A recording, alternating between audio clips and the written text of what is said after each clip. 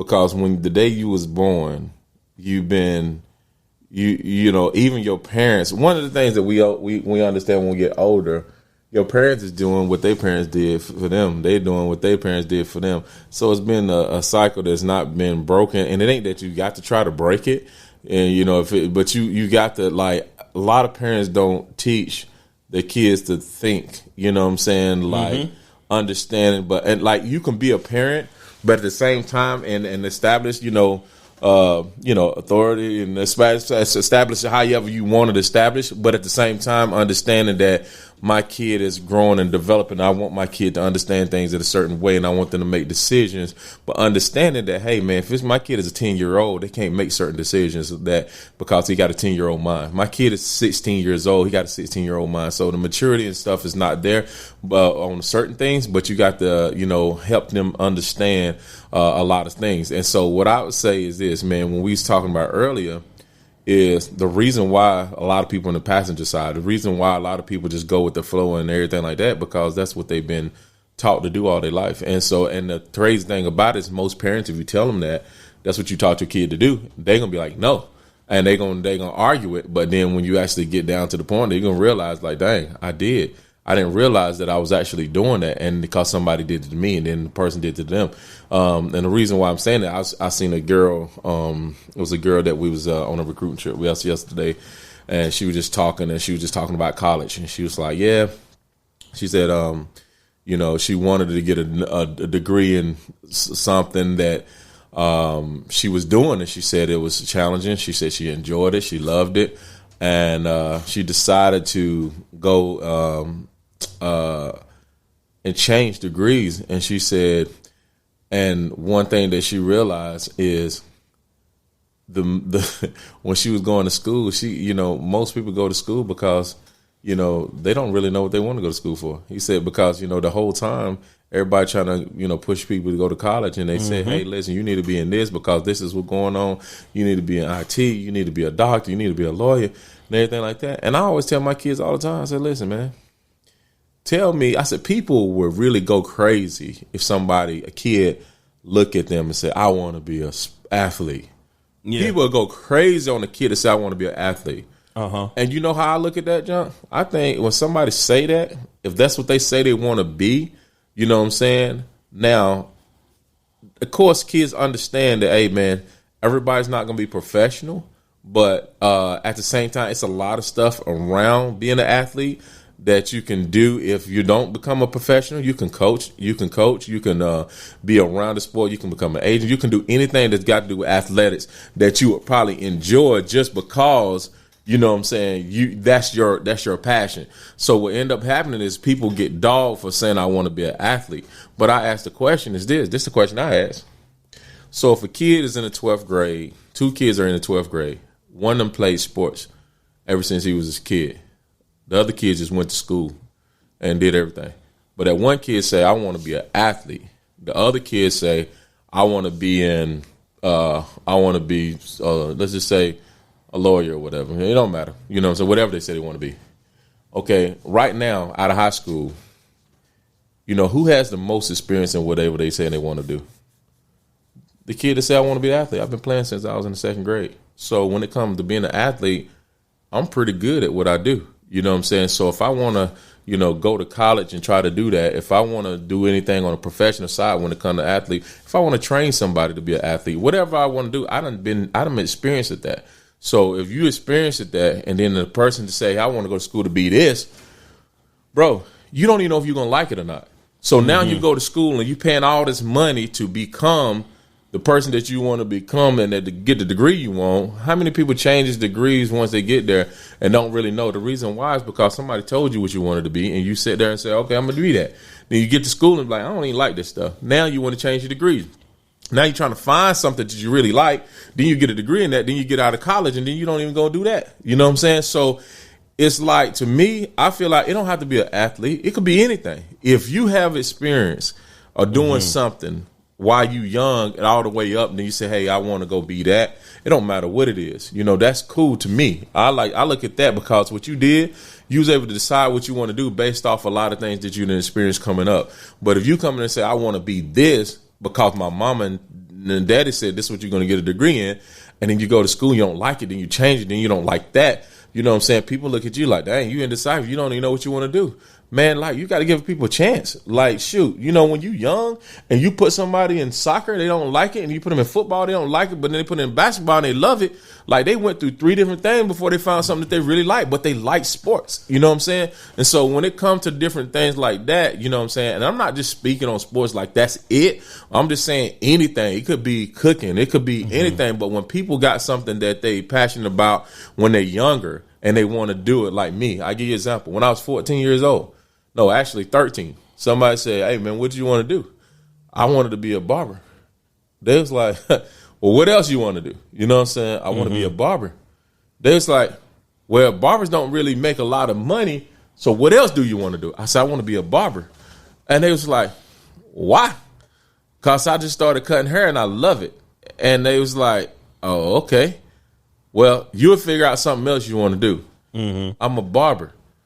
And it's a lot of things to that. You can be a barber. You can be a shop owner. You can be an instructor. You can do anything that got to do with barbering and really have a good living. But at the end of the day, I do something that I enjoy. I cut so many people hair that say I make a lot of money.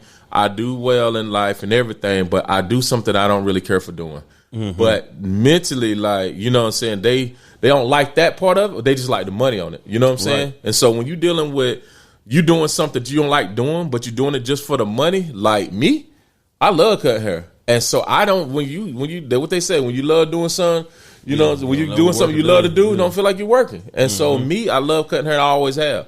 And so, like I said, when it comes to all this different stuff, we always in the passenger side because everybody always trying to tell you what to do and how you should do it. And when you can understand at a certain point that, hey, man, I shouldn't have to do what everybody else doing. I should be able to do what I want to do and benefit off of things that I want to do. And so I think that's just the major part of the things that's going on. But most people are in that boat of everybody trying to tell them what they should be doing versus what they really want to do. You know what I'm saying? Definitely. I'll say this because I think, you know, in talking about kids, I think you brought up a very interesting point. And it goes back and hinges on something that I said earlier, which is that life is meant to be lived. And the only way to live life is to get experiences through experience. And the more experience you have, experience begins to teach you. And so when you have kids, a lot of people oftentimes, the reason you use sports is because people will allow a kid to go, you know, at times go try some different stuff and figure out what the kid likes. Well, life is the exact same way. You know what I mean? The more exposure that your kid has to different things, the more your kid can figure out and sort through what they like. I was at a yoga conference a couple weeks ago, and the teacher of the conference, Sadhguru, made a comment. He said, you know, when his daughter was maybe like 2 or 3 years old, he said that he was traveling with her. He said his daughter would travel with him all the time. And he said it's the most amazing thing that when people see kids, they always want to try to teach kids stuff. Oh, you know, ABCs, 1, 2, 3, you know, itsy bitsy spider, all this different little stuff. Anytime somebody see kids, they always trying to teach them some stuff. And he said he had one rule. He said, man, when you see my kid, you can play with my kid, man, but don't try to teach my kid nothing. And people was like, huh? Like, what you mean, man? You sound crazy, man. He said, man, don't teach my kid nothing. And people still thought it was the craziest thing in the world. But what he was getting at is the fact that people will fill your head with a bunch of nonsense, stuff that don't mean nothing. You know what I mean? And they stop you from actually observing and experiencing life yourself. And so what he said ended up happening is, like, anytime he saw somebody trying to do something, he would stop them. Like, nah, don't do that. You know, just let my child just observe and see what's going on. He said by the time his daughter was like 5 or 6, she could speak 3 different languages. Simply because she was just observing, she was just watching, she was just figuring things out on her own versus all of this stuff that we put into people's heads that, oh man, you need to know. What's the point of the itsy bitsy spider? What's the point of being able to sing your ABC song the way that people sing it? You know what I mean? Like, you're going to learn a lot of different things in life, but you're going to learn far more from observing and, you know, paying attention to you versus a lot of the stuff, the conditioning, I guess is what I'm getting at, that people will put into you. And so a lot of that conditioning starts at a very early age. And my thing is, all you have to do is give your kids experiences. All you have to do is give people experiences. And oftentimes people do, like you said, go to college. They send their kids to college, and they go and they waste a whole bunch of money. Me and my wife used to have a conversation because my wife is in education. Mm-hmm. And I said, I wouldn't send a kid to school unless they know what they're going to do. Unless you're going to school for very specific things, it's a waste of money to me. Mm-hmm. Because there's so much that you can learn by doing that you're not going to just get a theoretical knowledge of, man. You know what I'm saying? The way I look at things is this, man. I can tell you what sex is like. I can give you a blow-up doll and you can practice, man. But it ain't no substitute for the real thing, man. Mm-mm. When you get off in that thing and you for real, like, that means something real different from the videos you done watch, from the magazines you done see. All of this different stuff. And so, you know, while the theoretical knowledge that you're getting in college and they're trying to tell you how to do something, the fastest way to learn stuff is through experience, man. Hands-on experience. You're going to learn a lot through that hands-on experience. And so I think that we take and we shelter and we, you know, we try to direct people to go where we want them to go. Instead of just like, okay, you know, I'm going to put some parameters out here. And I get it, because we've had, you know, tons of different conversations about people and how they do stuff. When kids are young, you know, we still have to be aware that you can direct them and point them in this direction or that direction. And a lot of how they choose to operate in life is going to reflect back on which way you directed them.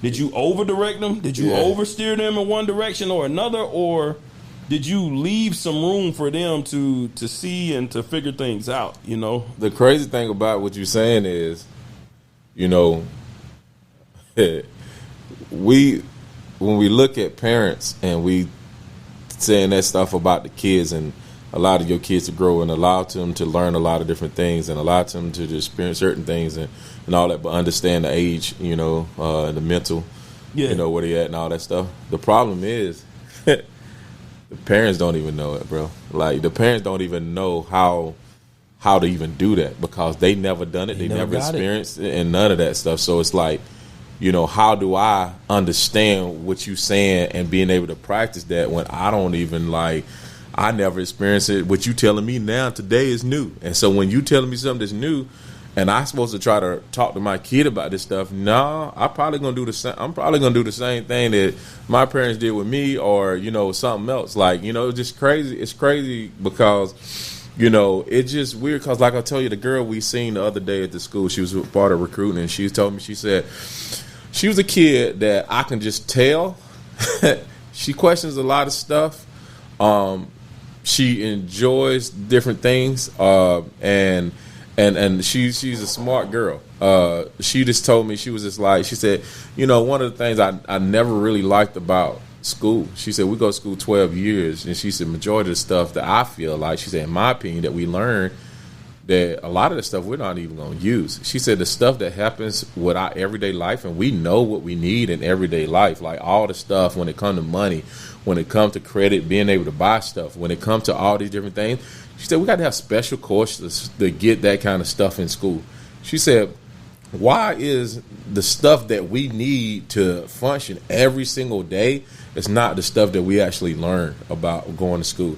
She said, cause she said some classes that we got to spend so much time to a whole semester or a whole year or 2 years of it, of stuff that we never gonna use, or stuff that why we can't choose exactly every year like what we want to learn and just, you know, it got to be specific. This subject. Now you can choose the level you want. Do you want the, you know, something like the college prep level? You want the general? You know what I'm saying? What you want to do? But you going to do this. And so she just said that she just felt like that was weird. And then you go to college and you got to take these general education classes, you know, all this different stuff. She said, and then the thing you really want to do, you get to get a couple of years of that, and then you can get the experience part on the back end.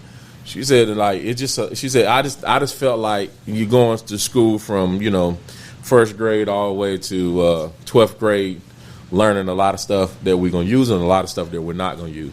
Then go to college, and then we spend that time at the college at the beginning of the college, and half the time. Yeah, you had to actually going through some stuff to refresh some of the stuff that you ain't gonna use. And then some people gonna argue and say, well, yeah, I do use a lot of that stuff. Yeah, you might do. But what's the percentage of the people that actually use all that stuff that they, went to school and learned? Because a lot of the stuff that we need, you can get that early in your years. You don't have, as far as being able to read, being able to write, count, stuff like that. You know what I'm saying? Those are the things you're going to get early on. But once you get to the point where you can do that at a high level, then it's a lot of stuff that's needed because I remember, I went out there and I never learned anything about credit or anything.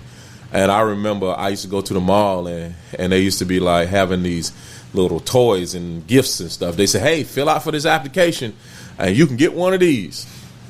Man, I thought that was smooth. I said, I'm going to go through all these stores. I'm going to fill out these applications for these cards and I'm going to get all these gifts. Mm-hmm. Not knowing that, hey, it's going to put an inquiry on my credit. And then before I even knew what credit was, I had bad credit off the rip because I had a bunch of inquiries. And I was like, dang, what I need to do to get these off? Oh, you got to stay on them for 2 years. What? You know what I'm saying? Like, why? You know what I'm saying? So now I'm backtracking. So I'm starting off backpedaling already. You know what I'm saying? Because of how is that something that I didn't find out about why I went to school for 12 years? Like, I didn't know that stuff. And it's a lot of people that just didn't know that stuff. And you can say, well, what about your mom and dad? They should have taught you that stuff. What if they didn't know it? You know what I'm saying? Most people start off backtracking, Tyrone, because we all get taught a lot of stuff that we don't need, man. And what it stems from, just as you're saying with this little girl, is that people want to rinse and repeat. Well, these folks did this or these folks did that, so this is what I'm going to do. But the reality is, like, you have to be conscious, man, when you're parenting. You have to be conscious when you're parenting. And what I mean by that is that, like, you got to be intentional about the stuff that you're doing. We just going along with the flow and, well, this is what they did right here. Like, oh, man, this might take a little bit more effort for me to, learn. If see if you can go complete this. The phrase, right? If you're not growing, you're doing what? You said what now? If you're not growing, you're doing what? I don't even know what they say with that. What they say? If you're not growing, you're dying. Oh, I ain't even. Right? And so it's a lot of people that don't continue to grow. Uh-huh. And when you don't continue to grow, you limit what you're able to teach your kids, man. You limit what you're able to share with them. And so it's a shame. But this whole idea that, well, nah, I don't know if I want to do this or I want to do that. I want to kind of do it this way because it's the way that it's done before.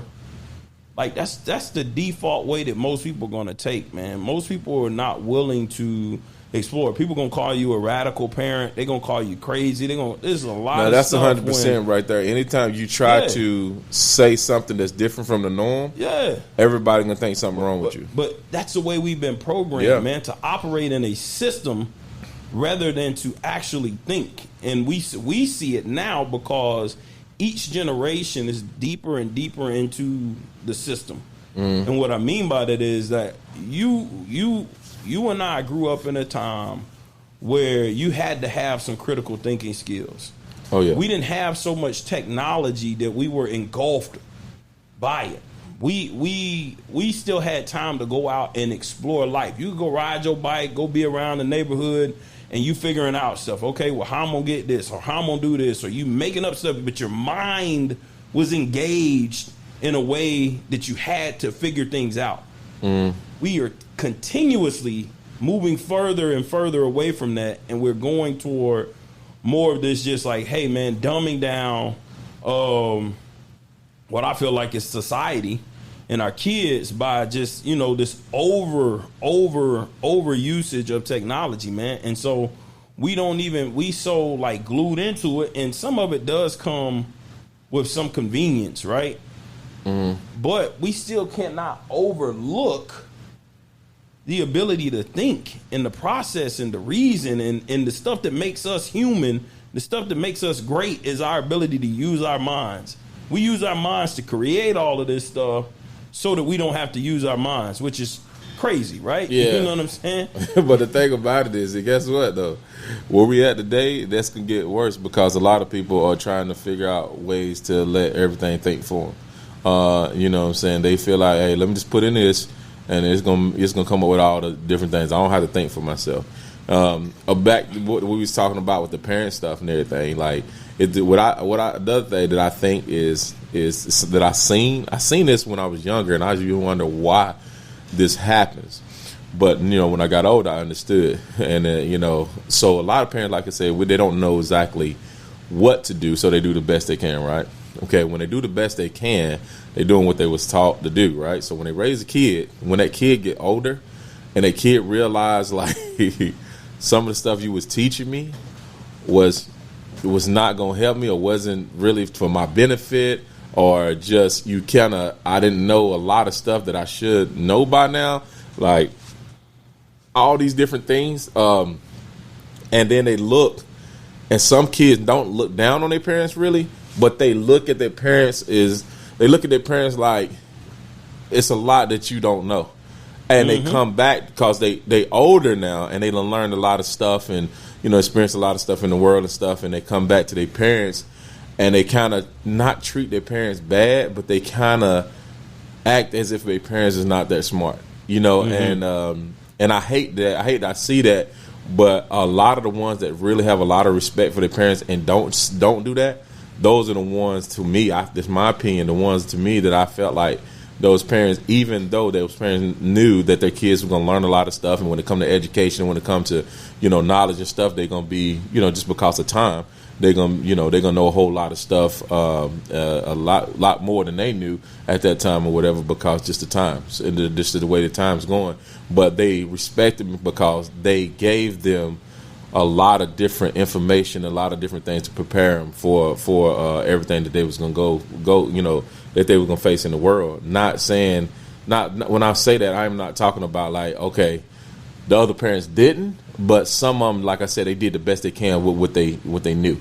But some of them said, I know what this world going to give my kid, so let me make sure that I don't just teach them stuff when it comes to like common sense type stuff, but let me help them with some things that when you get faced with these decisions, or when it comes to certain education, how to handle different things and responsibilities and all these different things, like now when they hit them and they were like, dang, this is what mom and dad was talking about, and they attack it because they never knew what that was until they got there. And then once they got there, they come back and they appreciate them for preparing them for that. And some of them, like I said, they just did the best they can. And so when those other kids got faced with a lot of stuff, they was kind of little, not really upset, but they kind of felt some type of way for them not knowing the things that they felt like they should know. You know what I'm saying? And then they end up going somewhere or being around kids that was kind of like prepared different. And then they kind of look like, I don't want to sound stupid, so I'm just going to not say anything, but I'm going to go behind them and try to understand what they was talking about or what they was doing. And then, once I learn, I'm good. But, they think that, okay, well, shoot, why I didn't know about this stuff, and why nobody ever told me about this, and, why these kids are such, why they educated like this, and why they know this stuff, and we the same age, and I ain't know it. And some people try to look at their parents different, but I think that kids needed to just understand, that your everybody's situation is different. Everybody's setup is different. You got parents that both parents went to college and both parents was in the household, and you went to college and you were set up totally different from that kid that had a single parent, raised like, 4 or 5 kids, and, did the best they can to get you prepared, and then, and you with that person, the other kid that had both parents and educated, all that stuff, and you with that kid, and then you realize, like, dang, bro, we a little different. But you're a little different in a way to where, as far as the stuff that they understand and the way they understand it, it's probably a little different from yours because you only had what you had. And so, like I said, to me, I don't think it's a bad thing either way. It's just that, some of the kids they don't understand, like, they don't go no farther than their parent. They look at their parent, and sometimes they look at their parents different versus looking at their parents and say, hey, man, my mom, my dad, or whoever did the best they can, and I appreciate everything they done, and I take it from here. You know what I'm saying? So I think that, you know, but I have seen the ones, bro, they kind of like look at their parents like, you know, y'all are not that smart. They start trying to you know, talk down to them a little bit. You know what I'm saying? Trying to handle them in a certain way. And then when they come around and they look at their other family members and they feel like we all came from the same. Now I'm educated. Now I'm at a certain level and I got good credit. I got this nice house and got a good wife or husband. And now I'm different. I don't want to associate myself in the same way with y'all no more because y'all ain't on my level, kind of. You know what I'm saying? Not understanding that, hey, bro, if it wasn't for them, you ain't got no level. You know what I'm saying? I made the statement, you know, if you're not growing, you're dying, because like we should all be growing. And I think, you know, I look at it and what I see a lot of parents do, what I feel like is a cop out, is they stop growing. They stop. Like you know your child is going to grow. Your child is going to experience stuff.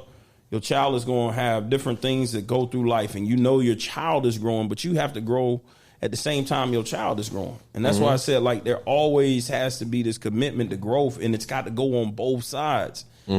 Because the reality is that, like, even though everybody wants to get credit for doing their best, sometimes your best ain't good enough. And if your kid feels like, hey, man, my parent didn't prepare me, it may not be that they don't appreciate the stuff that you did give them. It just may be that the stuff that they didn't get might just be a huge deficit. It could be a lot of stuff that they just didn't experience. And so, you know, the thing I always say is this, man, I always ask this question, and I ask this question to some other parents, some other fathers, was that, I mean, for anybody that plays sports, you understand that doing your best don't always mean that you're going to win, man. Don't always mean that you're going to come out on top. Exactly. But when it comes to parenting, every parent that I've talked to, with the exception of maybe like 2 or 3, oh, no, man, I did my best. I did my best. And I get that there ain't no manual. It's really an experiment. You know what I mean? And you're hoping for the best outcome. But when you said you did your best, it ain't like you only had one shot at this thing.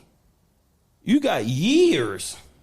You know what I'm saying? You don't stop being a parent. So, like, it becomes one of those things to me where I challenge every parent, every father, you know, like, if you getting better, if you're growing, then your best is going to grow too, man.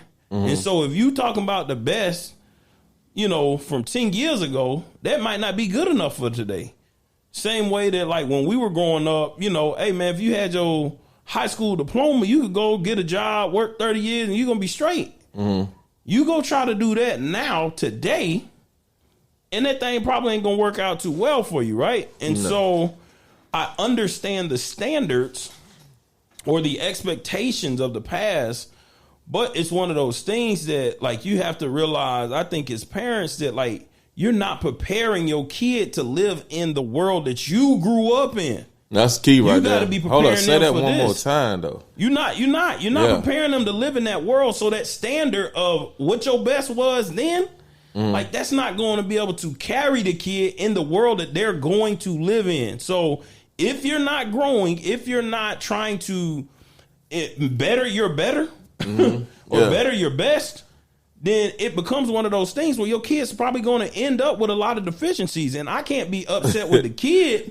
because you didn't equip them to the best of your ability. You equipped them with some old stuff, man. And they the only thing and it's like, dang. The only thing I can say to that, not saying I'm taking up for the parents or, you know, saying something with the kids and stuff like that.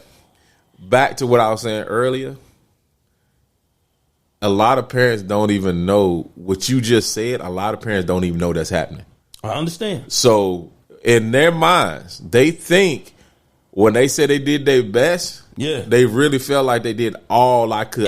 Because they think about the sacrifices, they think about all the different things, you know, the struggles, you know, where finances, they think about, you know, them not being able to do a lot of things they want to do because they had to make sure the kid, they feel like I put my kid first in everything.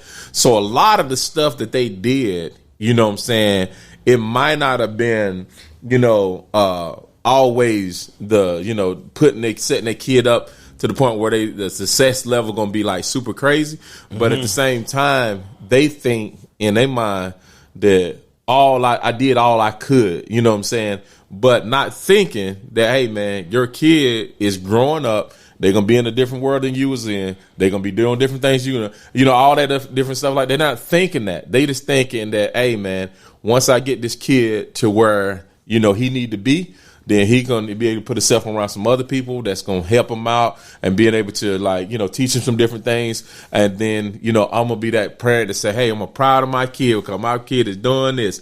And so, and a lot of those kids understand that struggle and they understand that she did or he did their best or whatever. And they look at it, you know what I'm saying, and they appreciate it and they know that, okay, she didn't even know or he didn't even know like what I really needed. Like I really needed this and I had to get it from somewhere else. But if I even talk to them about it, they ain't even gonna know that I needed that. Like in their mind, they gonna think like, what you mean? Like what for? You know what I'm saying? Yeah. Like it's like I don't think that a lot of parents would even get it, even if you said that. You know what I'm saying? And we probably feel like they should, but like you said, the kid, you trying to prepare a kid for to live in the world today.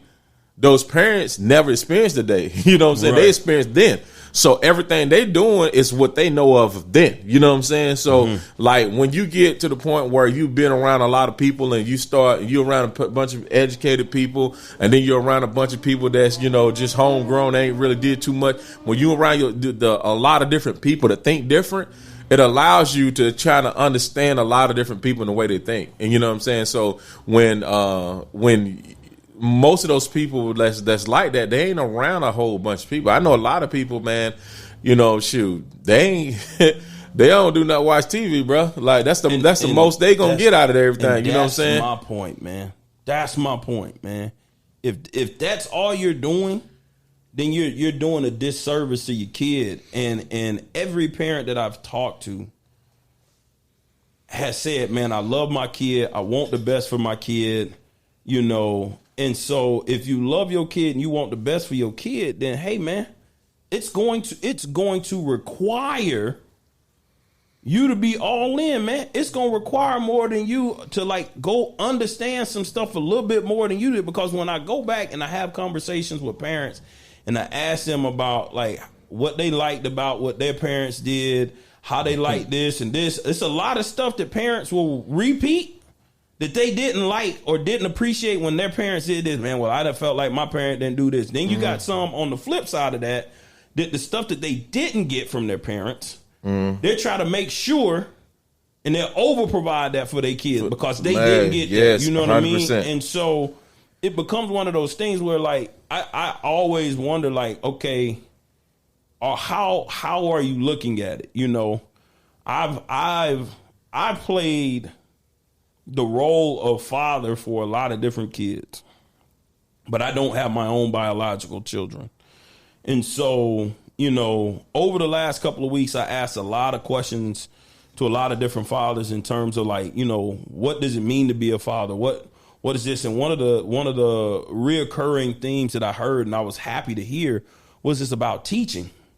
And so if you're going to teach somebody something, you damn sure better have some knowledge, man. And you're gonna have to have, you know, not just a little bit, because the teaching ain't stopping, you know, at a certain age. This is lifelong teaching that you're gonna be doing. So I look at it and I think that, like I said, it's a lot of people that feel like, and they honestly did, you know, in their minds, do their best or try their hardest and that sort of type of thing. They'll tell you that, but my thing is, again, if you trying your hardest and you don't see no improvement, You know what I'm saying? Like, I think about it. Like, I remember we had weight training in school. And the first time you pick up some weights, man, the first time you get in there and you start doing some stuff, hey, man, your bench press, your max, whatever, that thing probably going to be low. But as you get in there and you keep working out, right? You keep working out, that number shouldn't stay the same, man. Nah. It shouldn't stay the same. Now, the people who I've talked to that seem to have gained the most experience are the people with multiple children. Because they like the first one, the second one, you know, the last child usually reaps the benefit of all of the experience that they've learned had. a lot of stuff. But it's folks that I know right now, they got 5, 6 kids and they still ain't figured it out. And I just scratch my head and I'm like, I'm not trying to shame anybody. Nah, I know exactly but what you're saying. I look at it and I wonder, like, So, you know, how were you able to make the changes? You know what I'm saying? How were you able to make the adjustments? Like, you know what I mean?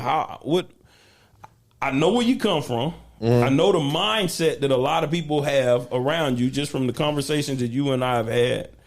How were you able to break free of some of that, you know, small town conditioning? Because everybody look at everything the same way. Like when it comes to you with your kids, because your kids is different because you had a choice. You could have taught them the exact same way, but something changed. Something happened. So let me tell you this though. This is the crazy part, and this is the thing that a lot of people don't really discuss and don't talk about. You know, when it comes to the thought process of somebody, you know, when it comes to, you know, a kid and an adult and all that stuff, you know, a lot of stuff is based off of, you know, okay, let's just give you an example. You can have twins and they can look just alike, born at the same time, but they think totally different. You know what I'm saying? So when it comes to brothers and sisters and, you know, parents and all that, everybody is different. And some of it is what they're exposed to. Some of it is just, you know, you can have, like I said, you got two twins and they exposed to the exact same thing. And one would do one thing and the other would do the exact opposite. You know what I'm saying? And it's like, okay, that's when you can really pay attention and say, okay, you know what? It don't matter what the case is or no matter what the situation where you come from, some people gonna always see things different.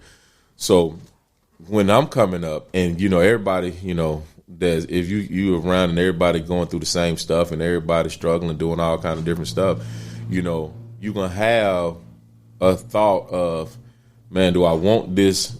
Sometimes you just think, you know what I'm saying? And I'm a kid, bro. And I used to look and I used to be like, man, you know, I love all my family, you know what I'm saying? And we a family, like we're a strong family where, you know, a lot of people, you know, we, you know, cook together, we hang out together, like we do a lot of stuff. We're not no family that just don't do a lot of stuff together. We do a lot together.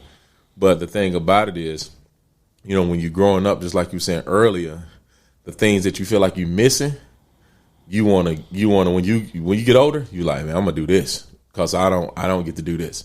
Like, so for me, it was like we didn't go too many places, you know what I'm saying, traveling wise. You know what I'm saying? We just kind of like, you know, we stayed around town and, you know, we went to Carowinds, which was in the other, you know, Charlotte, on the other end of Charlotte, like right on the South Carolina line.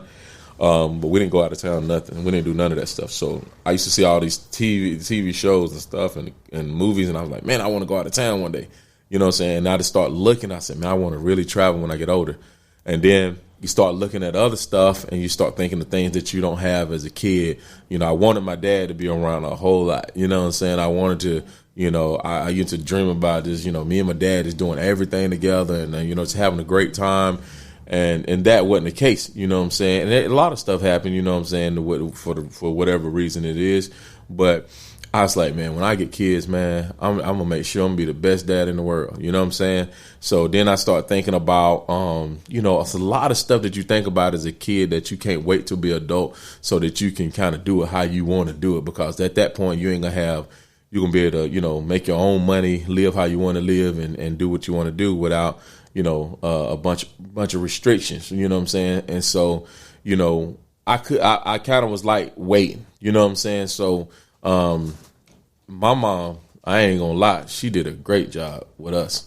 You know what I'm saying? I actually feel bad because I think she did, you know, she did so good for us. She ended up with 8 kids, but she did so good for us that she didn't really get to experience a lot for herself. You know what I'm saying? So, but if you let her tell it, she didn't care nothing about doing all that other stuff. She didn't care nothing about traveling the world, doing all that other stuff. She just only thing she wanted is her kids to be good. That was it. That was her biggest thing. I just want my kids to be fine. And, the older I got, the more I wanted her to experience a lot of different things and stuff like that. But anyway, when it come to me, you know what I'm saying, and the way I was raised, like I said, I felt like we ain't had nothing, bro. Like, but shoot, you couldn't tell us that. I mean, we didn't know we was the way my mama raised us. We didn't know we was poor until we was like older, like for real. Like me and my brother joke about that all the time, and he still will tell you, man, we wasn't poor. I wasn't poor, but when you're looking at the definition of poor, you know what I'm saying, and you start thinking about what people you looked at as being poor. A lot of people on the outside would say y'all was poor, like y'all was dirt poor, like. Yeah. But to us, man, that's what you said. Like, right. Hey, man, you saying we was poor. We had the shoes we want. We had the clothes we wanted. We had food, and we had, a place to stay. We had lights, and we were straight. Like, all the stuff you talking about, money and all that, yeah, we didn't have it, but shoot, we at the time, we didn't feel like we needed a lot of money to do nothing with because we had the things that we felt like that was important to us. You know what I'm saying?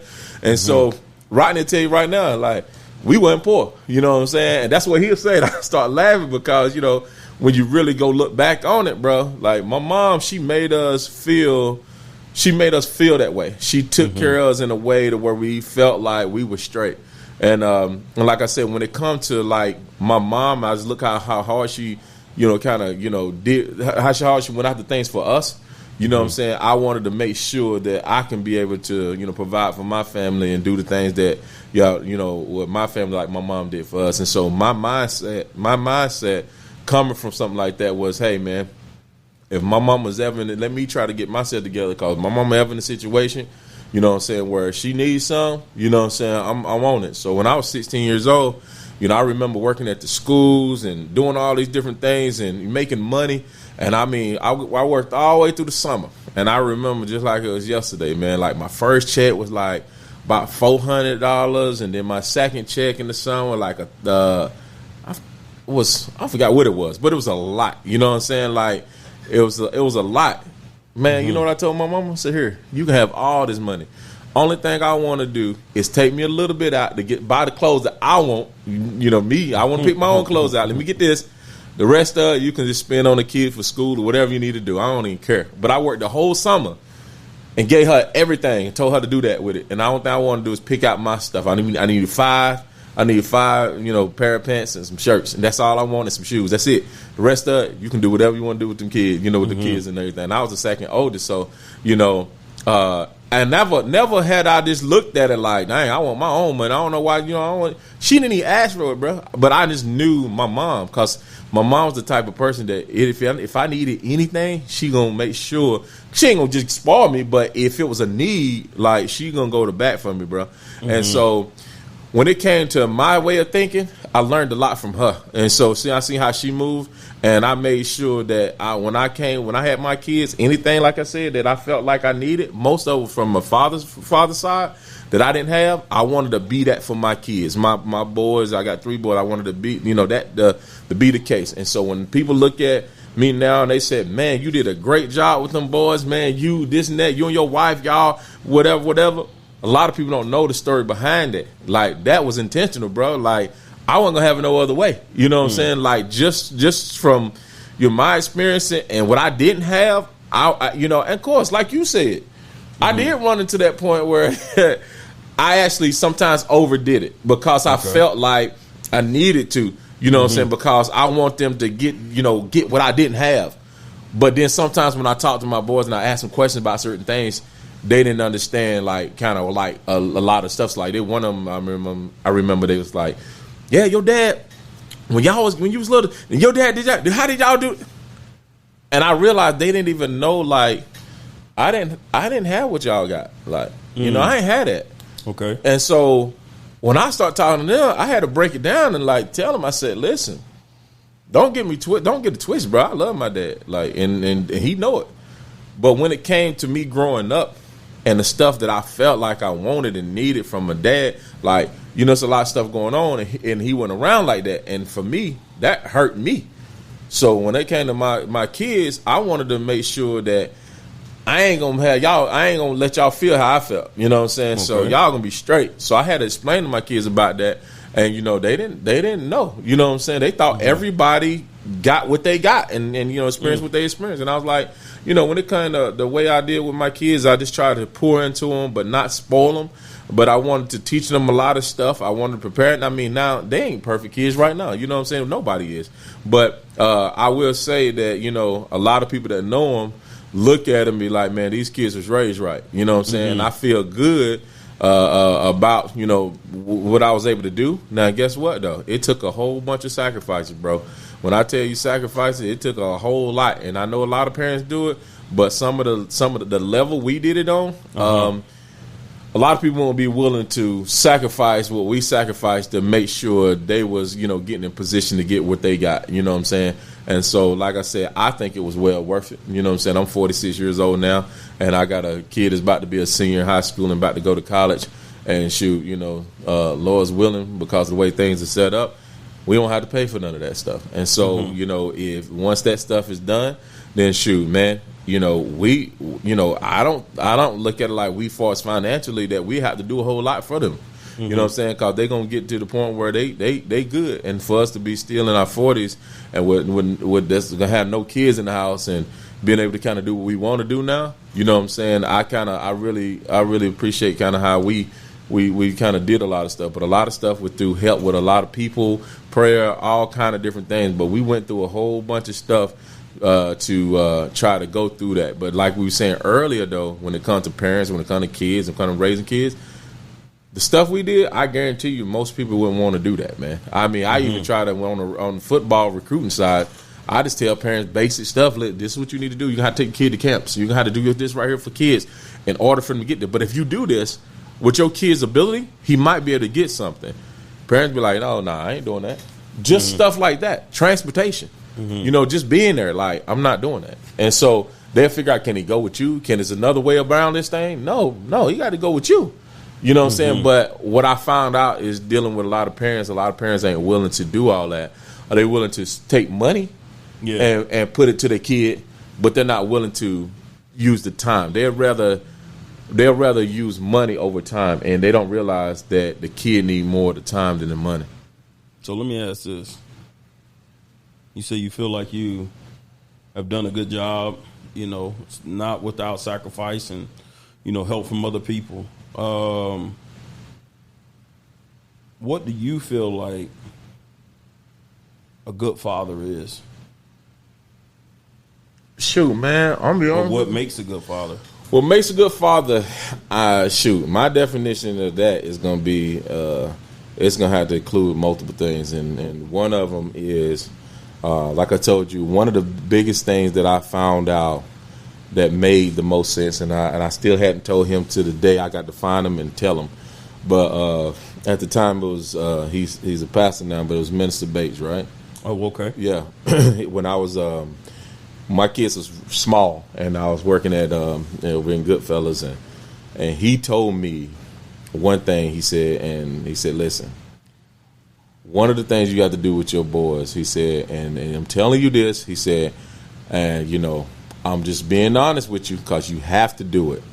And I said, what's that? He said, listen, always, even if you don't like it, always keep the door open for them to be able to talk to you about anything. I don't care what it is. It could be something they did that was really bad. It could be something they did was really good. He said, it don't matter what it is. It could be a relationship.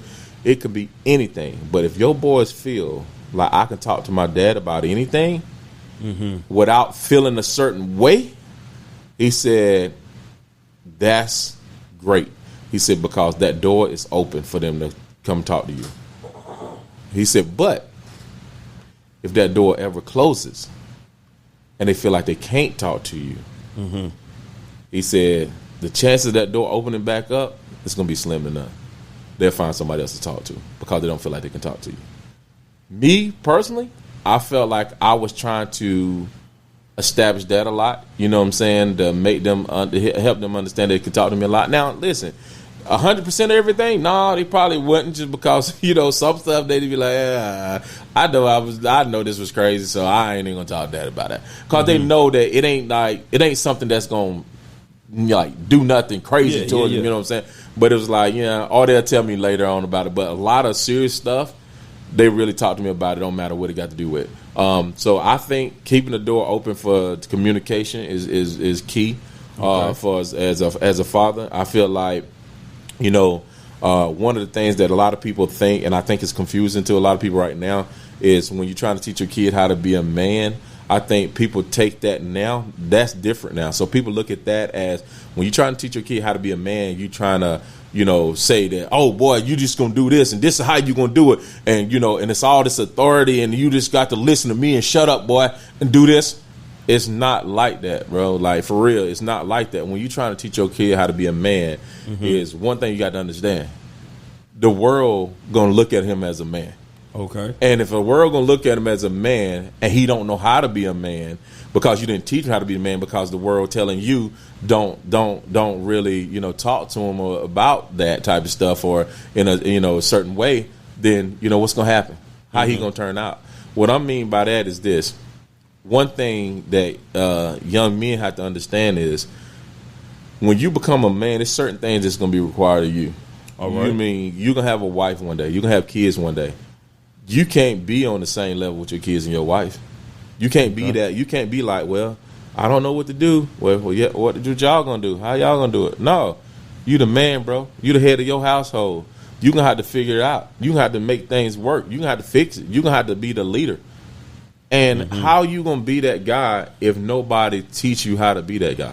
Right. You know what I'm saying? And so now, you got to understand, like, when you looking at these kids, everybody want to group everybody in the same and say, hey, look, this is what everybody gonna do. No, man, you a man. So some kids that right now, you have kids right now and be like, well, why my sister you did this with her and then didn't do it? To me, I think parents got to understand this. They have to explain that to them. Okay. You know what I'm saying? Because you don't explain it to them, then the boy gonna always think like you treat her better than me. Okay. He's not looking at it like that's your sister. You protect your sister. You love on your sister because she's a girl, and you make sure she's good. You a young boy and you a man. You're a young man. Like, you got to protect her, and then one day you're gonna be protecting your wife. You're gonna be protecting your kids. You got to be putting another thing. And I just think that a lot of times, people don't really understand that when it comes to teaching young men how to be young men. You know what I'm saying? That I think is people just mess it up. I just don't think that they really understand. And so, like, when I talk to my kids, my kids, they got girlfriends and stuff, and they start talking. I have a conversation with them. I ask them if they're ready for it. I said, because when you got a girlfriend and one day you become a husband, y'all ain't just just hanging partners no more than just, hey, let's do this. She do this and she do that, and you do this and you didn't know. Now y'all have kids one day. You're gonna be the head of the house, or you're gonna be the man. Like, bro, do you understand what that means? And and so you prepare them to try to be a man. And then when it comes to respect, I think respect is huge. You know what I'm saying? And I want my kids to respect everybody. Their siblings. I want them to respect their parents, and I want them to respect people outside of the household, because at the end of the day, if you want respect, you got to give respect. Even this the crazy part that we it's tough. Even sometimes when you're not respected, bro, you still can give respect, bro. You don't have to deal with those people that don't respect you, but sometimes it's still like in a way that, okay, you know what? All right, you got to take the high road sometimes and just you don't have to deal with them. But you still can just look at it and just be what it's gonna be. You don't have to always challenge everything. So when it comes to all that stuff, man, I feel like that, like, my kids to this day, I got one that's about to be 25, one about to be 24, and I got one about to be 18. And when I tell you all those years, the only thing that ever happened with my boys, my oldest one, with me, as far as on the negative side, like not a bucking up or arguing or nothing like that, the only thing that ever happened was my oldest one sucked his teeth one time. Like, when I was talking to him, he said, like that. That's it, bro. It ain't never no arguing with me, yelling at me, none of that stuff. It ain't no going crazy, none of that. Like, my kids respect me in a way that they never cross me like that, man. And I respect them for not doing it. Now, to me, as a dad, trust me, listen, bro.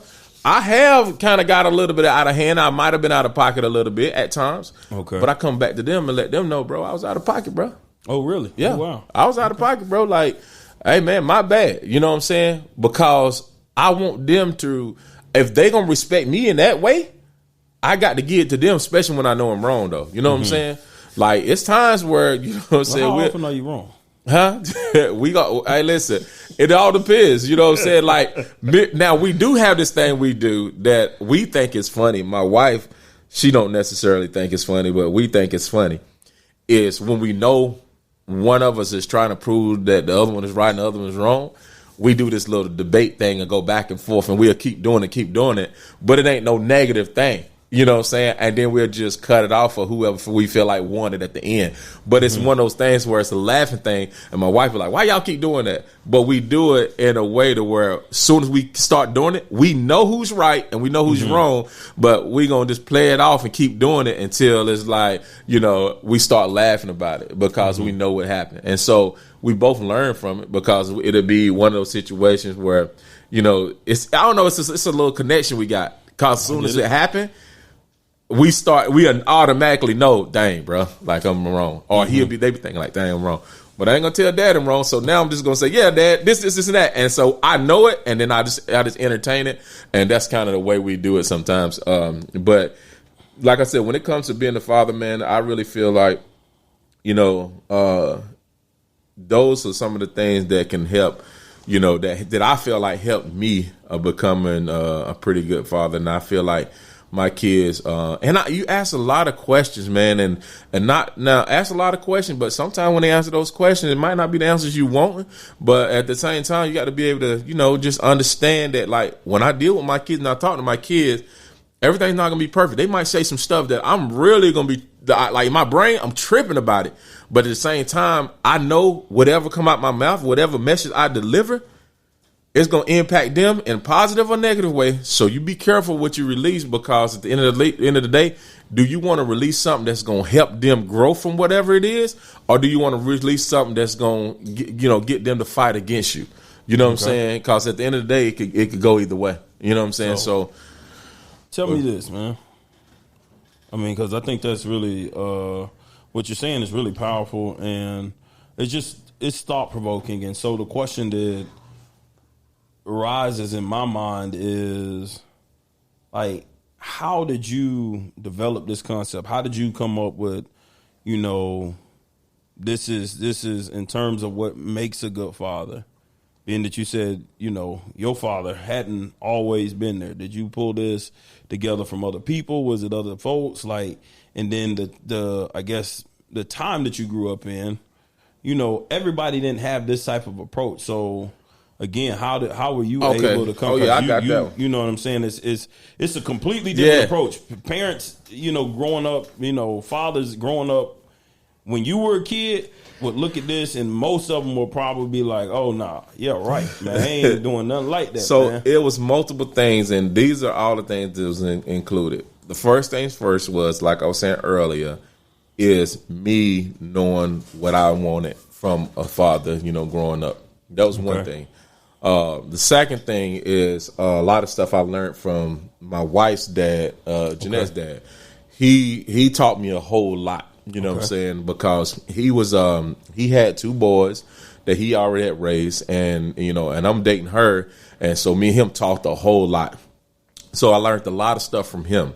But when he started talking about, he was the first person telling me about wisdom and being wise and listening instead of doing a lot of talking, and talking to a lot of older people, or talking to a lot of experienced people, and talking to multiple people that's come from different type backgrounds or whatever, or different situations, listening. You know what I'm saying? And then trying to, and understanding what they talking about. And if you don't understand, ask questions and stuff. So he was one of the people that kind of helped me figure out how to move on that stuff.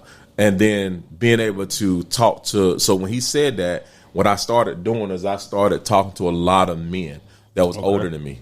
So what ended up happening is once I start getting all this different information and different knowledge, and I put it together with, the way I thought and the way I was thinking and all this different stuff. So when I was able to do that, I felt like I had a head start because, I kind of knew what the kind of, like I was telling you about Minister Bates and all that at the time.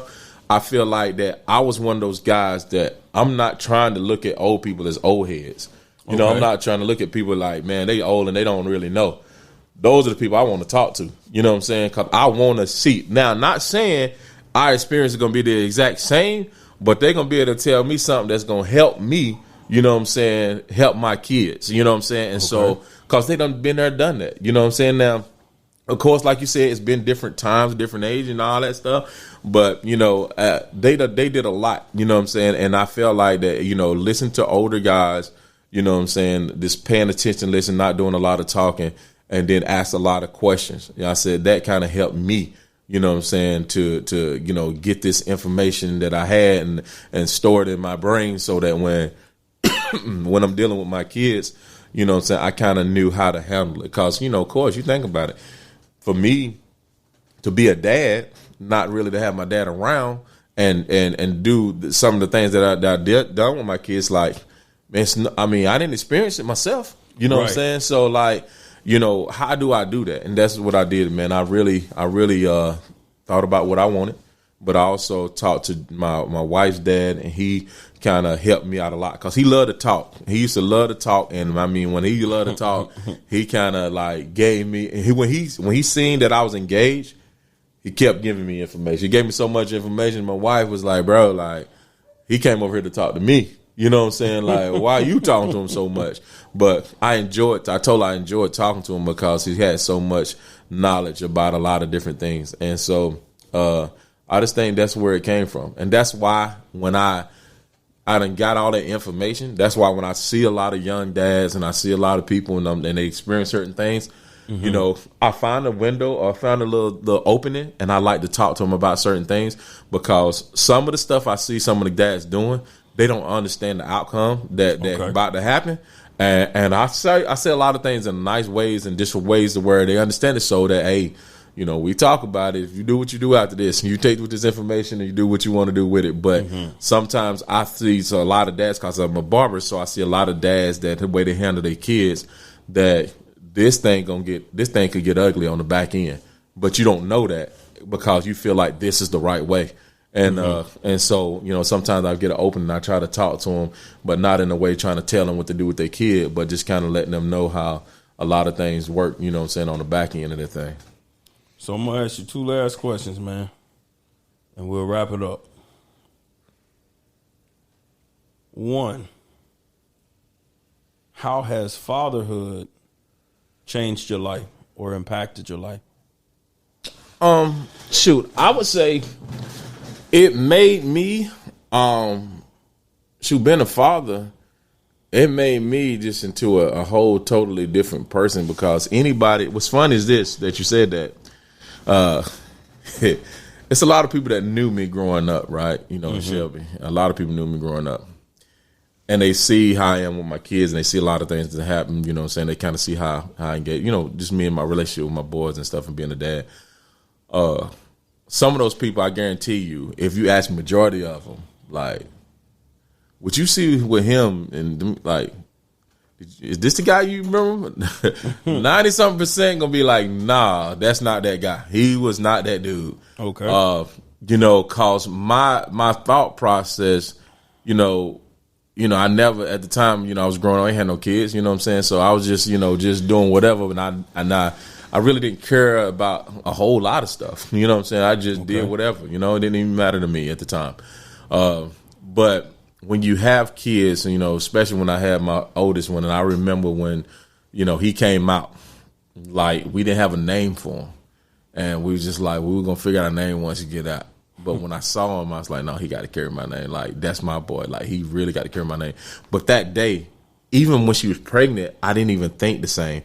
But when he came out, my brain, like, just like, bro, like, dude, you a dad, bro. That's your son. Like, this day forward, you got to be different from you. Anything that you ever done, anything you better spend. Like, this your boy now. Like, you got a responsibility as a husband, but that's your son, bro. And then 2 more after that. But just to know that, the responsibility I had, and I had a responsibility to make sure that they was okay.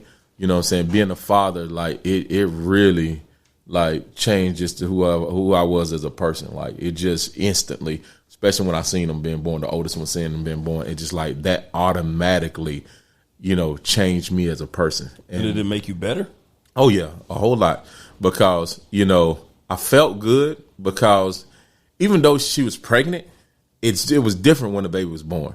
Okay. Because when she's pregnant, you got a baby in there. You ain't seen it, but it's in one in there, and you can hear the baby kicking, but it's a baby. It's in there. But when that baby come out, just to see that baby and knowing that, bro, that's your baby. Like, it ain't nobody else they ain't got control. This is your baby, and whatever you do, good or bad, it's gonna affect this baby. So how you gonna handle it? And so that's why I looked at it, and I was like, ain't no way I'm gonna let this joker down. And any babies we have after that, no way. I don't care what I have to do. I said, when it comes to working, I don't care if I had to clean toilets, bro. That baby gonna eat. You know what I'm saying? Like, this the way I felt about being a dad. I was like, man, listen, I'm gonna make sure my kids is straight. And like I said, before the kids was born, I still was, I was still cool and everything like that.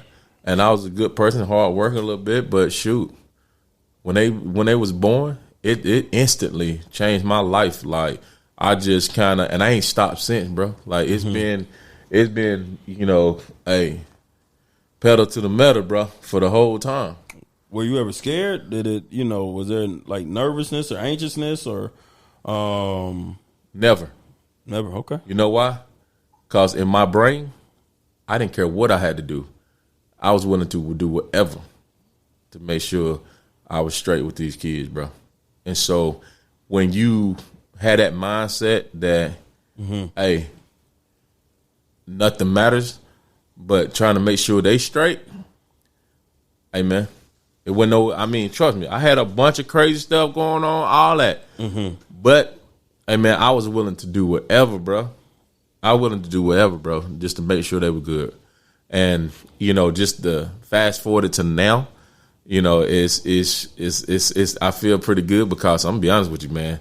All the praying I did, all the way that God done blessed me in so many different ways, you know what I'm saying? It wasn't just me. It wasn't me mainly at all. I know what I wanted to do, but it was so many different things that was happening in my life that, hey, man, I had so many doors open for me, bro, that, hey, man, if these things don't happen, you know what I'm saying? I don't know what's gonna happen, but I'm gonna scrap to the end.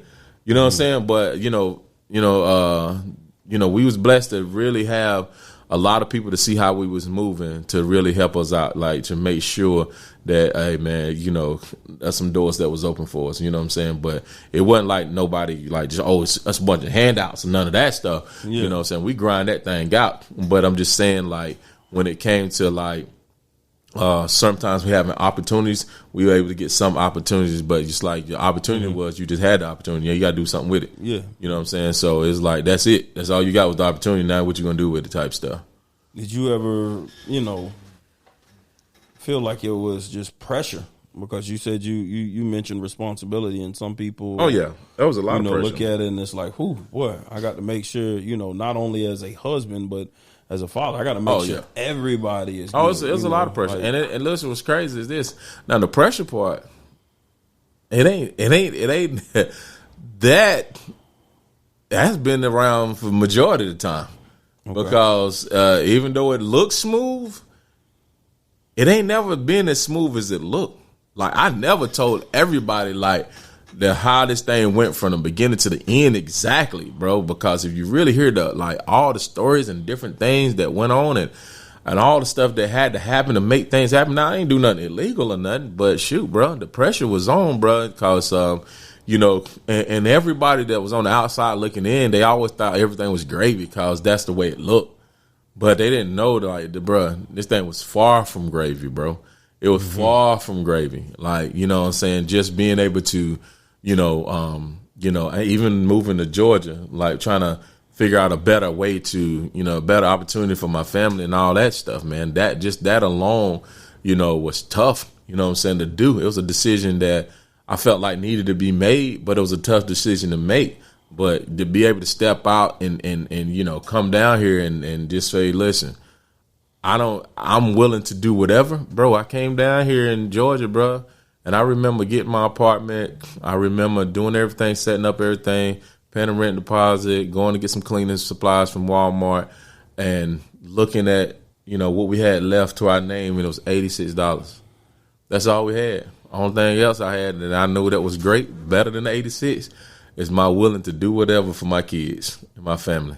So what I did was, the shop I was working at was open 7 days a week. I said, I'm working every day, all day long, from open to close. I'm going to get all I need to get, everything. I'm doing whatever. But that's my mindset, like, go all the way out, get all you can get, do whatever you need to do for your family. And that was my mindset. And so, people sometimes be like, oh, man, this right here is, whatever. And I'm saying things like, bro, like, hey, it's always been ups and downs. It always been struggles. Even with coming here with the $86, there's been times where things was really, really good here, and there's times where still things was really, really bad. But at the end of the day, I knew what it takes to try to, do what I need to do, and I did it. Final question, and this may be a challenge, but what's your favorite memory as a father, man, so far? I mean, if it helps, if it makes it easier, if you got a favorite memory with each kid, or if you just got a favorite memory overall, either way. Well, I would say, I don't know, so many of them. That's the only thing about it. I'm trying to find out, like,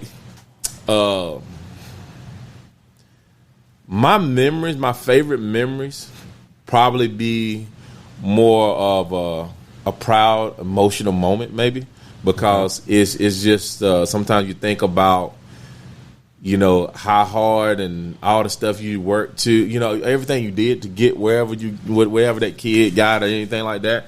And to me, it wasn't graduation. It wasn't, scholarship offers. You know what I'm saying? It wasn't those type of things. It was just the moments that you had with your kids that kind of, led to almost emotional moments because of how proud of you was of them. And it's stuff that you done to contribute to get them to wherever they got to, but for them to kind of like, take things and just kind of just make you proud as a father, not like I said, not just sports, not just school, but just, just watching them, you know what I'm saying, move. And I think what's crazy is this, bro. So I think I probably can say, I can go, let me see. Let's just say this. Let me just say this. I'm gonna say some moments, but I don't know if I can say, because there's so many, I don't know if I can say this the one. You know what I'm saying? Well, but I can say one of the ones. So I give you an example, man, with Tyrone, man, and he probably don't even realize, he probably don't think about it like that.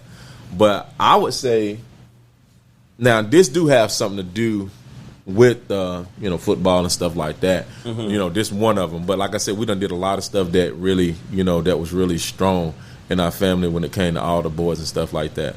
But one of the proudest moments I felt with him was, believe it or not, his most recent. This boy done overcame 5 shoulder surgeries, a groin surgery, a hamstring procedure, a finger surgery, and all that. He fought through all that trying to play football to make it professionally. He realized towards the end of his career that he wanted to coach. And for him to land a graduate assistant job at the University of Arkansas, to me, I thought that was great. But to get on FaceTime with him and see his facial expression and just kind of see how he was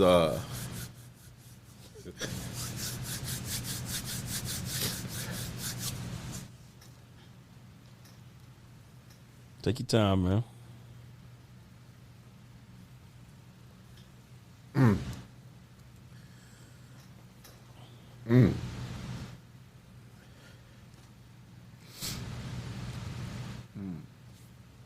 But he was really proud of himself. Mm-hmm.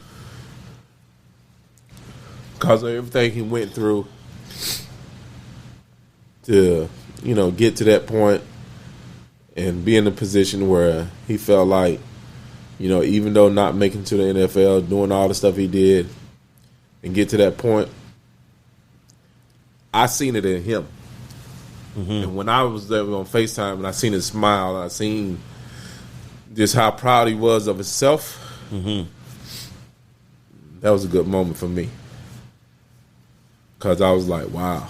Some people think that the ultimate goal is get to the league and make millions of dollars. Like I said early on, it's about happiness, bro. And I just seen the happiness in his face, and I was just really proud of him. Yeah, so that was the one for Tyrone. Tanil, to me, I think his is. I seen Tanil growing up, and he did a lot of crazy stuff. Tanil used to do a lot of stuff. He do a lot of stuff right now that he did a lot of stuff right now that if it's brought up, he's not proud of it at all. Mm-hmm.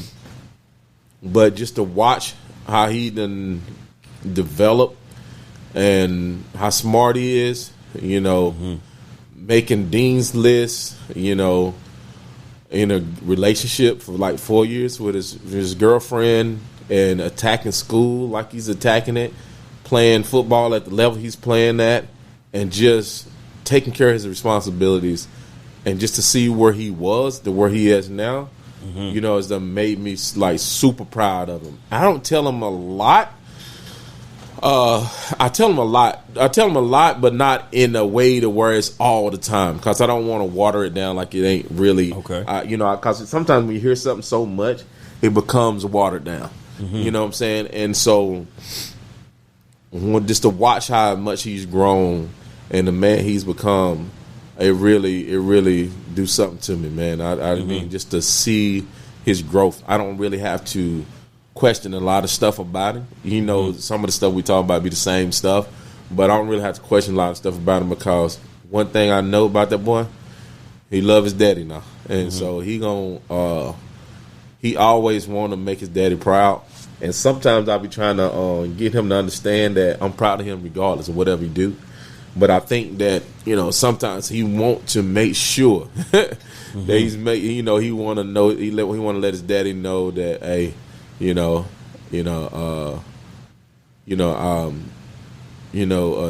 I'm making my dad proud, because he always mentions stuff like when he do stuff like, let's just say if it's any accomplishments, whether it's football field or whatever, he love to see my reaction. And he's not a emotional guy in a way to where when he see my reaction, it makes him feel really good, but he feel it, but he like to see it. He like to, when I say that, I'm going to give you an example. So let's say Tanya did score a touchdown. You know what I'm saying? He go, everybody going crazy, whatever. He like to look at me to see how I look. You know what I'm saying? Like if he do anything like academically and he was like, yo, Dad, I did this.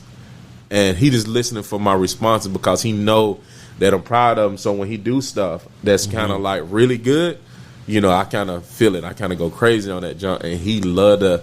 He laugh. He laughed at me because he said, "Dad, I already know how you were gonna respond to this." And so, but I think he really get a kick out of, not in a funny way, but just really enjoy the way that I support him and stuff like that. And I'm really proud of him on how he moved when it come to handling his business. And then Ty J, on his end. Ty J got so many things. One thing I was blessed to do is I was blessed to have Ty J, kind of by myself. Me and you had that conversation when everybody left. I said, man, how this thing gonna be, man? Everybody else had somebody. Ty J ain't got nobody, just him.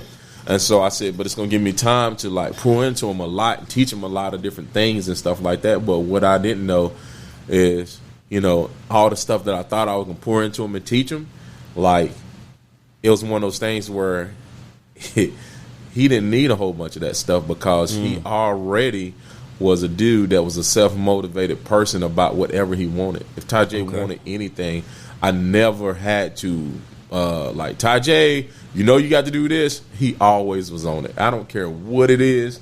I don't care. He ain't missing.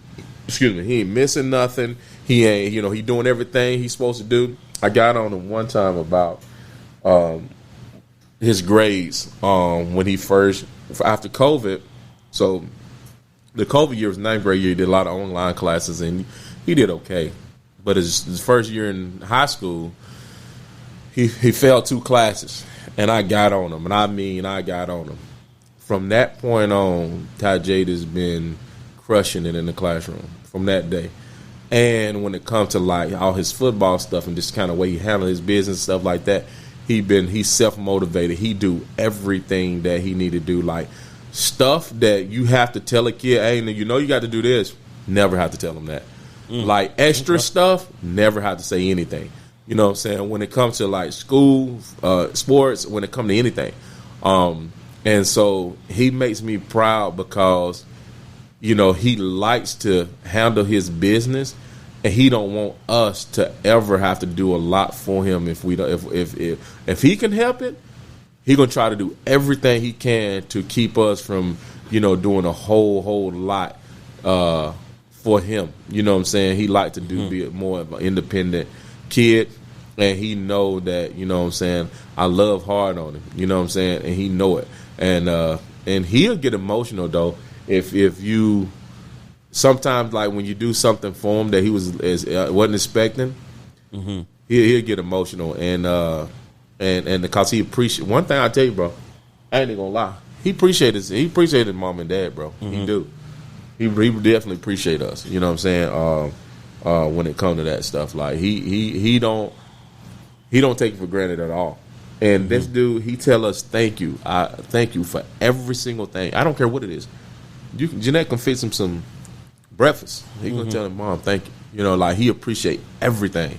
And so, you know, when it come to that type of stuff, the way he is as a kid, you know, I really respect that. I really love him for that. And he just one of those kids that just, you know, and so my time with him, you know what I'm saying, as far as just spending a lot of time with him, those are some things that really kind of, you know, make me feel good about him because he's an independent person, self-motivated, and he just that type of kid.